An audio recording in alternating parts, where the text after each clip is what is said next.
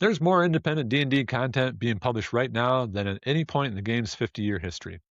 Not by Wizards of the Coast, by people sitting at their desks, building the things they wished existed. And the quality is getting hard to ignore.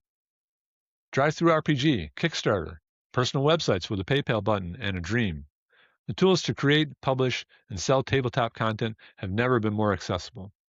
You don't need a publishing deal. You don't need a marketing department. You need a good idea and the willingness to do the work. And people are doing the work. Unique subclasses that Wizards of the Coast would never print. Deep mechanical systems for specific fantasies. Supplements that solve problems the official books don't even acknowledge exist. Character builders, one-shots, entire campaign settings built by one person in their spare time. 10 years ago, if you wanted to publish D&D content, your options were know someone or good luck. Now your options are which platform do you want to use? That shift matters more than people realize. The OGL crisis was a turning point. When Wizards tried to pull the rug out from under third-party creators, something very interesting happened. The community didn't just complain, they organized. They built alternatives, Creative Commons licenses, new open systems, entire games designed specifically to never be controlled by a single corporation. That moment proved something the indie community already suspected. The D&D ecosystem doesn't need a gatekeeper. It never did.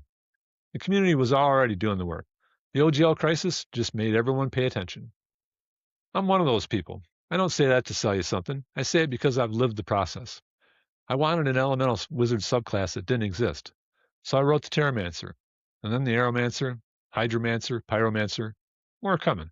Published on Drive-through RPG. Available to anyone who wants them. And I wanted a character sheet generator that worked the way I thought it should. Nobody was building it, so I built it myself. The CSG at creator.malensgames.com. Free. From scratch. No venture capital. No team of developers. Just stubbornness and 45 years of opinions about how character creation should feel. That's the indie path.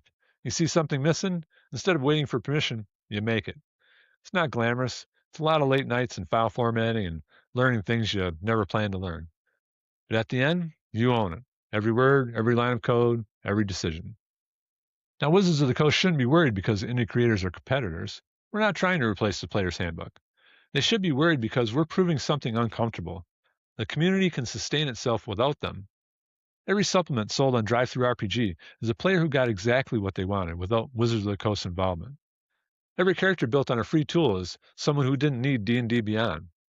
Every one-shot downloaded from an indie creator's website is a table that's playing tonight because someone other than Wizards of the Coast made it possible. The message isn't, we hate Wizards of the Coast. The message is, we don't need you as much as you think we do. And honestly, that's good for everyone, including Wizards of the Coast, if they're smart enough to see it. Competition makes better products. Always has. The best era of D&D content isn't being published by a corporation. It's being published by people who play the game and decided to build what was missing. The Renaissance is already here, but the tavern's open. Pull up a chair and tell me all about it. Are you making something? Have you found indie content that blew you away? Drop it in the comments. Let's get these creators visibility.